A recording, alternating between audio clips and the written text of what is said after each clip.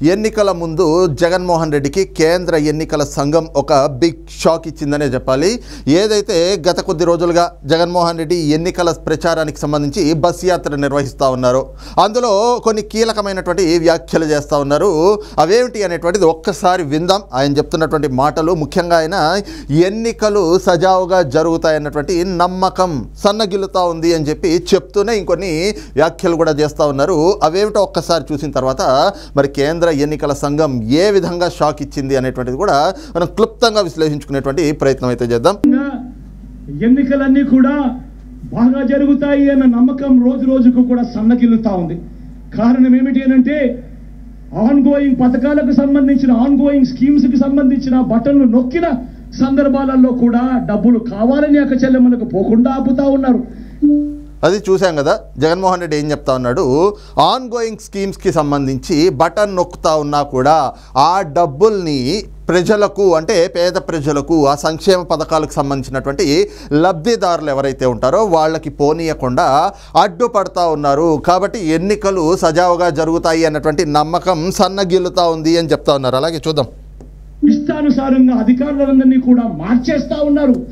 రావాల్సిన మంచి ఏది కూడా ప్రజలకు జరగకుండా చేస్తా ఉన్నారు. ఇన్ని కుట్రలు పన్నుతా ఉన్నారు. కేవలం ఎందుకో, కేవలం మంచి బీదలకు పేదలకు మంచి చేసే మీ జగన్ ఒక్కడు ఉండకుండా చేసేందుకు ఇన్ని కుట్రలు చేస్తా ఉన్నారు. నిజంగా ఎన్నికలన్నీ కూడా బాగా జరుగుతాయి అన్న నమ్మకం రోజు రోజుకు కూడా సన్నగిల్లుతా ఉంది. కారణం ఏమిటి అంటే ఆన్గోయింగ్ పథకాలకు సంబంధించిన ఆన్గోయింగ్ స్కీమ్స్ కి సంబంధించిన బటన్లు నొక్కిన సందర్భాలలో కూడా డబ్బులు కావాలని అక్క చెల్లెమ్మలకు పోకుండా ఆపుతా ఉన్నారు అని చెప్పి ఆయన చెప్తుంది. ఎవరి మీదకి అంటే తెలుగుదేశం పార్టీ, జనసేన, అలాగే భారతీయ జనతా పార్టీ, ఈ కూటమి ఏదైతే ఉందో కూటమి నా మీద ఈ విధంగా కుట్రలు చేస్తూ ఉన్నారు, పేద ప్రజలకు సంక్షేమ పథకాలు అందిస్తూ ఉంటే వాటిని అడ్డుకుంటా ఉన్నారు అని చెప్పి జగన్మోహన్ రెడ్డి ప్రతి ప్రచార సభలో కూడా ఇవే చెప్తా ఉన్నాడు. కానీ వాస్తవం ఏమిటి అనేటువంటిది ఈ రోజున కేంద్ర ఎన్నికల సంఘం తేటతెల్లం చేసింది. జగన్మోహన్ రెడ్డి చెప్పేవన్నీ కూడా గాలి మాటలు మాత్రమే, అందులో ఏ మాత్రం వాస్తవం లేదు అంటూ ఈ రోజున కేంద్ర ఎన్నికల సంఘం ఏదైతే రాష్ట్ర ప్రభుత్వానికి రాసినటువంటి లేఖ ఉందో ఆ లేఖను బట్టి చాలా స్పష్టమవుతా ఉంది. ఒక్కసారి ఆ లేఖను కూడా చూద్దాం. ఇదే చూస్తూ ఉన్నాం కదా. 9 మే 2024 పేరుతోటి ఎలక్షన్ కమిషన్ ఆఫ్ ఇండియా ఈ రోజున ఈ లేఖనైతే గనక రాసింది. ఏమిటి దీని ఉద్దేశం అంటే, ఈ లేఖలో రాసింది కూడా ఏమిటి అంటే, disbursements of money under various schemes by government of Andhra Pradesh postponement till completion of poll. అంటే ఏదైతే ఈ రోజున సంక్షేమ పథకాలకు సంబంధించినటువంటి డబ్బులు, అంటే నిధులు విడుదల చేయాల్సి ఉన్నాయో అవన్నీ కూడా ఆ డబ్బులు ఎక్కడికి పోవు, కానీ ఎన్నికల పోలింగ్ అయ్యే వరకు కూడా ఆపండి, అప్పటి వరకు వాయిదా వేయండి అంటూ చెప్పింది. అయితే ఈ వాయిదా అంతా కూడా ఏదో ప్రతిపక్షాలు ఫిర్యాదు చేస్తేనో, ప్రతిపక్షాలు అడ్డుపడితేనో కేంద్ర ఎన్నికల సంఘం చేసింది కాదు. జగన్మోహన్ రెడ్డి చెప్తా ఉన్నాడు కదా, నేనేదైతే మీ బిడ్డ బటన్ నొక్కిన సందర్భాల్లో ఆ డబ్బులు జమ కాకుండా ఈ రోజున ప్రతిపక్షాలు, అంటే కూటమి అడ్డుపడతా ఉంది, అందుకే ఎన్నికలు సజావుగా జరుగుతాయన్నటువంటి నమ్మకం సన్నగిల్లుతా ఉంది అని చెప్తా ఉన్నాడు కదా. అందులో ఉన్నటువంటి అసలు కుట్ర ఏమిటి అనేటువంటిది ఇక్కడ క్లియర్గా కనిపిస్తూ ఉంది. I'm directed to refer to the inputs received by the commission that government of Andhra Pradesh has announced release of fund of approximately 14,000 crores under different beneficiary oriented schemes on the dates noted against them as given below. ఇదే చెప్తా ఉన్నాం కదా. ఏదైతే 14,000 కోట్ల రూపాయలు ఏదైతే కొన్ని డేట్లు ప్రభుత్వం మాకు చెప్పింది, మేము బటన్ నొక్కాము అని చెప్పి, అయితే ఈ డబ్బులన్నీ ఇప్పుడు ఎన్నికల సమయంలో మాత్రం ఈ రకంగా ప్రజల ఖాతాలకి వెయ్యొద్దు అని చెప్పింది. దాని కారణాలు ఏమిటో కూడా మనం స్పష్టంగా తెలుసుకునే ముందు జగన్మోహన్ రెడ్డి చెప్తా ఉన్నాడు కదా, నేను బటన్ నొక్కాను, ఆ డబ్బులు విడుదల కానివ్వట్లేదు, ఆ డబ్బులు పేద ప్రజల ఖాతాల్లోకి జమ కానివ్వట్లేదు అని చెప్తా ఉన్నాడు కదా. ఆ పథకాలు ఏమిటి, ఆ డబ్బులకు సంబంధించినటువంటి పూర్తి కథ ఏమిటి అనేటువంటిది కేంద్ర ఎన్నికల సంఘం రాసినటువంటి లేఖలో ఉంది. ఆసరా పథకం, ఆసరా స్కీమ్ కింద 6,394 కోట్ల రూపాయలకు సంబంధించి జగన్మోహన్ రెడ్డి బటన్ నొక్కాడు. కానీ ఆ బటన్ ఎప్పుడు నొక్కాడు? 23 జనవరి 2024. ఇప్పుడు ఏ నెలలో ఉన్నాం? మే నెలలో ఉన్నాం మనం. అలాగే వైఎస్ఆర్ కళ్యాణమస్తు, వైఎస్ఆర్ షాదీ తోఫా అని చెప్పి 78.53 కోట్ల రూపాయలకు సంబంధించి బటన్ నొక్కాడు జగన్మోహన్ రెడ్డి. ఎప్పుడు నొక్కాడు? 28 ఫిబ్రవరి 2024. ఇప్పుడు ఏ నెల? మే 9వ తారీఖున ఉన్నాం మనం. జగనన్న విద్యా దీవెన దీనికి సంబంధించి 708.68 కోట్ల రూపాయలకు సంబంధించి బటన్ని ఎప్పుడు నొక్కాడు? 1 మార్చ్ 2024. ప్రస్తుతం ఈరోజు తారీఖు ఎంత? మే 9వ తారీఖు. మార్చి 1వ తారీఖున బటన్ నొక్కితే ఈ రోజున డబ్బుల గురించి జగన్మోహన్ రెడ్డి మాట్లాడుతూ ఉన్నాడు. అలాగే ఫార్మర్ ఇన్పుట్ సబ్సిడీ అంటే రైతు భరోసా కింద ఏవైతే ఇస్తూ ఉన్నాడో దానికి 1294.59 కోట్ల రూపాయలు, అది కూడా మార్చ్ 6వ తారీఖు 2024 సంవత్సరం ఆయన బటన్ నొక్కింది. అలాగే వైఎస్ఆర్ చేయూత కింద 5060.49 కోట్ల రూపాయలు, అది 7 మార్చ్ 2024 తేదీన దీనికి సంబంధించినటువంటి బటన్ నొక్కాడు. అలాగే చూస్తే వైఎస్ఆర్ ఈబీసీ నేస్తం దాని కింద 629.37 కోట్ల రూపాయలు 14 మార్చ్ 2024 తేదీన దీనికి సంబంధించి బటన్ నొక్కాడు. మొత్తంగా కలిపి 14,165.66 కోట్లకి సంబంధించి ఈ ఫండ్స్ విడుదల చేస్తాము అంటూ జగన్మోహన్ రెడ్డి ప్రభుత్వము ఏదైతే గనక కేంద్ర ఎన్నికల సంఘానికి లేఖ రాసింది. దానికి కేంద్ర ఎన్నికల సంఘం చెప్పింది ఏమిటి అంటే, ఈ పథకాలకి సంబంధించి మీరు ఇదిగోండి ఇక్కడ ఉంది, it is clear from the dates provided that these announcements of fund transfers under 6 schemes were in public function by pressing of the button. అంటే బటన్ నొక్కుతూ మీరు ఈ పథకాలను అయితే ఏదైతే గనక మీరు చెప్పినటువంటి ఈ స్కీమ్స్ ఉన్నాయో much prior to MCC was imposed on 16th March 2024. అంటే ఏదైతే మోడల్ కోడ్ ఆఫ్ కాండక్ట్ 16వ తారీఖున మార్చ్ 16వ తారీఖున మోడల్ కోడ్ ఆఫ్ కాండక్ట్ వచ్చింది. ఆ కోడ్ ఆఫ్ కాండక్ట్ కంటే ముందు మీరు బటన్లు నొక్కారు. కాబట్టి ఇప్పుడు ఏదైతే ఎన్నికలు ఉన్నటువంటి వేళ, ఎన్నికల పోలింగ్ ఉన్నటువంటి సమయంలో ఇప్పుడు ఆ నగదుని మీరు విడుదల చేయటం, ఆ నగదుని బదిలీ చేయడము అంటే ఇది ఎన్నికల్ని ప్రభావితం చేస్తుంది.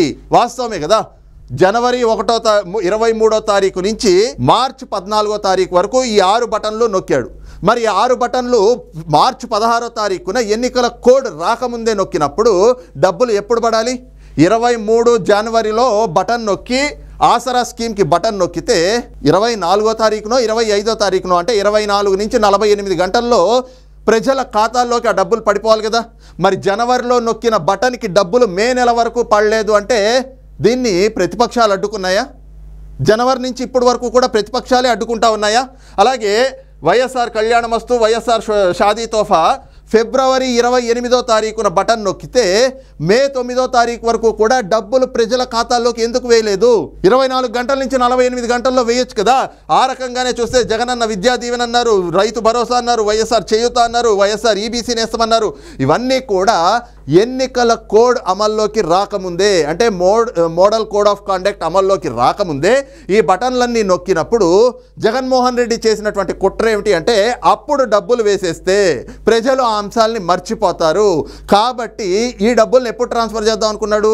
11, 12 తారీఖులు, ఈ నెల 11, 12 తారీఖులు. ఎందుకంటే 13వ తారీఖున పోలింగ్ ఉంది. అందుకని చెప్పి 11వ తారీఖున 12వ తారీఖున ఈ డబ్బుల్ని ప్రజల ఖాతాల్లోకి వేస్తే ఈ సంక్షేమ పథకాలకు సంబంధించి ఇదిగో మనకి జగన్మోహన్ రెడ్డి డబ్బులు ఇచ్చాడు కదా అని చెప్పి ఎంతో కొంతమంది ఖచ్చితంగా ప్రభావితం అవుతారు. కొంత సింపతి వర్కౌట్ అవుతుంది. అలాగే ఆ ప్రజలు కొంచెం కృతజ్ఞతాభావంతో మనకి ఓట్లు వేస్తారు, మనం డబ్బులు పంచాం కాబట్టి అని చెప్పి జగన్మోహన్ రెడ్డి ఒక లెక్క వేసుకున్నాడు. అందుకే జనవరి 23వ తారీఖున బటన్ నొక్కితే మే 9వ తారీఖు వచ్చినా కూడా ఇవాల్టి వరకు డబ్బులు పడలేదు.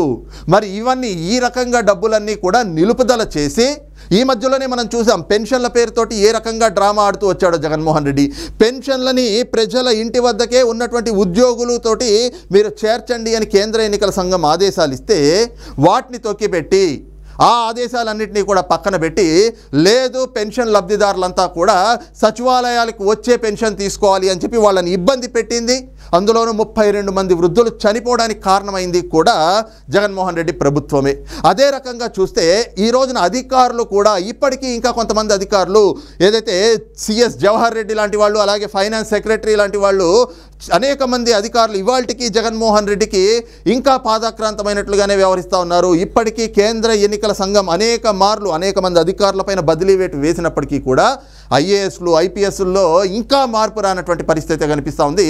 దానికి ఉదాహరణగానే నిన్న ఏదైతే ఆంధ్రప్రదేశ్ హైకోర్టులో లంచ్ మోషన్ మూవ్ చేశారు. దీనికి సంబంధించి ఏదైతే కేంద్ర ఎన్నికల సంఘం ఇవన్నీ కూడా మోడల్ కోడ్ ఆఫ్ కాండక్ట్ అమల్లోకి వచ్చిన తర్వాత ఈ రకంగా నగదు బదిలీ చేయడం అంటే అది ఎన్నికల్ని ప్రభావితం చేయడం అవుతుంది. లెవెల్ ప్లేయింగ్ ఫీల్డ్ కింద దీన్ని ఈ రకంగా ఇప్పుడైతే గనక ప్రభావితం చేసేటువంటి చర్యలు ఏమీ తీసుకోకూడదు.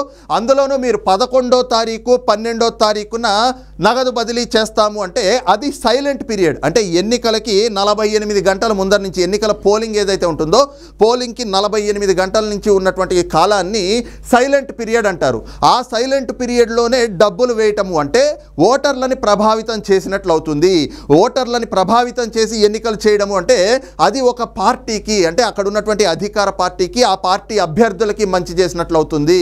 అంటే ఎన్నికలు అనేటువంటిది స్వేచ్ఛాయుత వాతావరణంలో ప్రజాస్వామికంగా జరగాలి తప్పితే ఎవరికో ఒకళ్ళ సైడ్కి అంటే ఏకపక్షంగా జరగకూడదు. అది ఎన్నికల నియమావళి ఎన్నికల నిబంధనలు అవే చెప్తా ఉన్నాయి. ఈ ఎన్నికల నిబంధనలు ఏమి ఈరోజు కొత్తగా వచ్చింది కాదు. తెలంగాణలో కూడా మనం చూసాం. ఏదైతే అక్కడున్న ఆనాటి ముఖ్యమంత్రి కేసీఆర్ కూడా ఇదే రకంగా రైతు బంధు దళిత బంధు ఇవన్నిటినీ కూడా ఎన్నికల కోడ్ అమల్లోకి వచ్చి పోలింగ్ దగ్గర పడేటువంటి సమయంలో కూడా ఆయన డబ్బుల్ని వాళ్ళ ఖాతాల్లోకి వేశారు. అయితే వేసేటువంటి ప్రయత్నాలు చేసినప్పుడు కేంద్ర ఎన్నికల సంఘం కూడా దీన్ని అడ్డుకుంది. ఎన్నికల నియమావళి అంటే ఎన్నికల కోడ్ అమల్లో ఉన్నటువంటి సమయంలో ఎన్నికల నియమావళి ప్రకారంగా ఎన్నికల కోడ్ వచ్చిన తర్వాత ఈ రకంగా నగదు బదిలీ వేయడము ఈ రకమైనటువంటి చర్యలన్నీ పాల్పడడం ఖచ్చితంగా ఈ ఓటర్లని ప్రభావితం చేయడం అవుతుంది. కాబట్టి ఇలాగ పథకాలు ఈ టైంలో వేయడం సరికాదు అంటూ కూడా ఆ బదిలీని ఏదైతే కనుక లబ్ధిదారులకి అకౌంట్లోకి డబ్బులు వేస్తూ ఉన్నారో వాటికి అడ్డుకున్నటువంటి పరిస్థితి. కావాలంటే ఎన్నికల పోలింగ్ అయిపోయిన తర్వాత మీరు డబ్బులు వేసుకోండి, లేదంటే కనుక ఎన్నికల కోడ్ అమల్లోకి రాకముందే మీరు డబ్బులు వేసుకోవాలి. కానీ వన్స్ కోడ్ అమల్లోకి వచ్చిన తర్వాత ఈ రకంగా చేస్తూ ఉంటే మేము చూస్తూ ఊరుకోము. ఎన్నికలు అనేటివి సజావుగా జరగాలి అని చెప్పి కేంద్ర ఎన్నికల సంఘం ఆనాడు తెలంగాణలో ఉన్నటువంటి బీఆర్ఎస్ ప్రభుత్వానికి చెప్పింది. ఆ అంశం చూసిన తర్వాత అయినా జగన్మోహన్ రెడ్డి ఈ సంక్షేమ పథకాలు ఎప్పుడో జనవరిలో నొక్కిన బటన్కి మే 11వ తారీఖున డబ్బులు వేయడం ఎందుకు? కనీసం 24 గంటలు కాకపోతే 48 గంటలు తీసుకునైనా డబ్బులు వేయచ్చు కదా. ఇప్పుడు వరకు వేయలేదు అంటే ఇదంతా కూడా జగన్మోహన్ రెడ్డికి ముందే తెలుసు. అలాగే అధికారులకు కూడా తెలుసు. ఎవరైతే నిన్న జగన్మోహన్ రెడ్డి అత్యంత నమ్మకులైనటువంటి అధికారులు సిఎస్ జవహర్ రెడ్డి కానీ అలాగే ఫైనాన్స్ సెక్రటరీలు కానీ నిన్న కృష్ణా నదిలో బోటు షికార్కి వెళ్ళి బోటు షికార్లో కూడా వీటిపైనే చర్చించుకున్నట్లుగా కూడా సమాచారం వస్తూ ఉంది. ఏదైతే పూర్తిగా ఆదివారం రోజున కూడా స్టేట్ బ్యాంక్స్ ఈ నగదు బదిలీ అనేటువంటిది అన్నీ కూడా ప్రభుత్వ బ్యాంకులు అంటే ఏదైతే స్టేట్ బ్యాంక్ ఆఫ్ ఇండియా ఉందో స్టేట్ బ్యాంక్ ఆఫ్ ఇండియా ద్వారానే బదిలీ అనేవి జరుగుతాయి. కాబట్టి ఆదివారం రోజు స్టేట్ బ్యాంక్ ఆఫ్ ఇండియా బదిలీ ఏదైతే కనుక బ్రాంచెస్ ఉంటాయో ఆ బ్రాంచెస్ కూడా తెరిచి ఉంచాలి. ఆ రోజున మేము డబ్బులు విత్డ్రా చేస్తాము, మీ దాంట్లో వేస్తాము అని చెప్పేసి అధికారులు ఇప్పటికే మంతనాలు జరిపేందుకు కూడా నిన్న బోట్ షికార్ పెట్టుకుని ఆ బోట్ షికార్లో ఒక రహస్య మీటింగ్ను కూడా ఏర్పాటు చేసుకున్నారు. సిఎస్ జవహర్ రెడ్డి అలాగే ఫైనాన్స్ సెక్రటరీ ఇంకొంతమంది అధికారులు కీలకమైనటువంటి అధికారులు జగన్మోహన్ రెడ్డికి లబ్ధి చేకూర్చాలి అని చెప్పి చూస్తున్నటువంటి అధికారులంతా కూడా ఈ రకంగా వ్యవహరిస్తూ ఉన్నారు. ఈ క్రమంలోనే కేంద్ర ఎన్నికల సంఘం కూడా ఈ రోజున ఒక స్పష్టతనైతే గనక ఇచ్చింది. ఇవన్నీ కూడా మోడల్ కోడ్ ఆఫ్ కాండక్ట్ అమల్లోకి రావడానికి ముందే వచ్చింది కాబట్టి ఈ డీబీటీలు ఇప్పుడు చేయడం అనేటువంటిది సరికాదు. అదే సమయంలో చూస్తే ఈ అంశం పైన జగన్మోహన్ రెడ్డి ప్రభుత్వం ముఖ్యంగా అధికారులు ఏకంగా ఆంధ్రప్రదేశ్ హైకోర్టుని కూడా ఆశ్రయించి హైకోర్టులో కూడా లంచ్ మోషన్ దాఖలు చేశారు. లంచ్ మోషన్ పిటిషన్ని దాఖలు చేసి అది మూవ్ చేసి ఇదిగోండి కేంద్ర ఎన్నికల సంఘం ఇలాంటి డైరెక్షన్స్ ఇవ్వండి అంటూ ఏదైతే ఆంధ్రప్రదేశ్ హైకోర్టుని కూడా ఆశ్రయించి హైకోర్టులో కూడా ఈ విధంగా మేము డబ్బులు బదిలీ చేసుకునేందుకు అవకాశం కల్పించండి అంటూ హైకోర్టుని ఆశ్రయించి హైకోర్టులో ఒక పిటిషన్ని మూవ్ చేశారు. కానీ ఆంధ్రప్రదేశ్ హైకోర్టు కూడా చాలా స్పష్టంగా చెప్పింది, ఏదైతే కేంద్ర ఎన్నికల సంఘం ఉందో ఎన్నికల సంఘం దగ్గరికి వెళ్ళి మీరు తేల్చుకోవాలి తప్పితే ఎన్నికల సంఘానికి మేము ఏమీ డైరెక్షన్స్ ఇవ్వలేమంటూ కూడా ఈ రోజున ఆ పిటిషన్ని కూడా పక్కన పెట్టినటువంటి పరిస్థితి. అయితే మళ్ళీ అధికారులు ఇంకో పిటిషన్ని దాఖలు చేయటం ఈ రోజున కేంద్ర ఎన్నికల సంఘం రాష్ట్ర ప్రభుత్వానికి ఏదైతే రాసినటువంటి ఈ లేఖనుందో ఇదే లేఖని ఆంధ్రప్రదేశ్ హైకోర్టుకు కూడా పంపినటువంటి పరిస్థితి. మరి కేంద్ర ఎన్నికల సంఘం ఇస్తున్నటువంటి స్పష్టతతో అయితే మాత్రం ఖచ్చితంగా జగన్మోహన్ రెడ్డికి ఇది ఒక షాక్ గాను. ఎందుకంటే ఖచ్చితంగా కేంద్ర ఎన్నికల సంఘం ఒక డైరెక్షన్స్ ఇచ్చిన తర్వాత న్యాయస్థానాలు కూడా వాటిలో ఇన్వాల్వ్ అయ్యి ఈ రోజున జగన్మోహన్ రెడ్డికి అనుకూలంగా ఏమైనా తీర్పులు ఇస్తాయి అని ఆయన ఆశించినా కూడా అవన్నీ జరిగేటువంటి పరిస్థితులు లేవు. అలాగే ఏదైతే ఈ యొక్క లేఖతోటి జగన్మోహన్ రెడ్డి చేస్తున్నటువంటి కుట్ర కూడా పూర్తిగా బట్టబయలైంది. ఏదైతే జనవరి 23వ తారీఖు నుంచి మార్చి 14 వరకు ఈ బటన్ నొక్కుళ్ళని నొక్కి ఈ రోజున ఎన్నికల కోడ్ అమల్లోకి ఉన్నాక ఎన్నికలకి 1 రోజు 2 రోజుల ముందు ప్రజల అకౌంట్లలోకి డబ్బులేసి వాళ్ళందరినీ కూడా డబ్బులు ఇదేశాం కదా అని చెప్పేసి ఆ మాయలో పెట్టి సంక్షేమ పథకాల పేరిట ఆ మాయలో పెట్టి ఓట్లు వేయించుకుందాం అనుకున్నాడు. ఆ నెపాన్ని ఈ రోజున కేంద్ర ఎన్నికల సంఘం ఆపేయడంతో ఆ నెపాన్ని అయితే కనుక ప్రతిపక్షాల మీదకి, ముఖ్యంగా తెలుగుదేశం పార్టీ మీదకి, జనసేన మీదకి, భారతీయ జనతా పార్టీ మీదకి నెట్టేటువంటి కుట్రలు చేస్తూ ఉన్నాడు. కానీ ఆ కుట్రలన్నీ కూడా జగన్మోహన్ రెడ్డి చెప్పేవన్నీ కూడా గాలి మాటలే, అవన్నీ కూడా అవాస్తవాలే అనేటువంటిది కేంద్ర ఎన్నికల సంఘం రాసినటువంటి ఈ లేఖతో అయితే స్పష్టమైపోతా ఉంది. మరి ఈ అంశంపైన మీ అభిప్రాయం ఏమిటనేటువంటిది కూడా కింద కామెంట్ సెక్షన్లో మెన్షన్ చేయండి. Thank you.